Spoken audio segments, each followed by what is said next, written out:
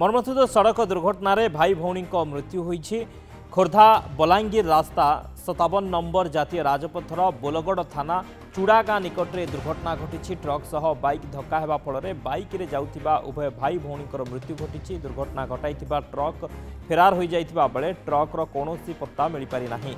Bike सह मृतदेह को पुलिस जबत करी तदंत चलाइछि। मृतकଙ୍କ घर नयागढ़ जिला बाउंसिया पदार सस्मिता मल्लिक बोली जना पड़ी। तेबे उभय सुनाखलारू नयागढ़ जाउथिले। दुर्घटन भाई भौणी मृत्यु होईछि। मृतकଙ୍କ घर नयागढ़। मर्मन्तुद सड़क दुर्घटन भाई भौणी मृत्यु होइथिबा सूचना। खोर्धा बलांगीर 57 नंबर जातीय राजपथ चूड़ा गाँव में दुर्घटना घटी। बाइक को धक्का दे ट्रक धक्का देछि एवं चालक फेरार हो जाइछि। ट्रकर मृतदेह जबत करी पुलिस तदंत जारी रखिछि।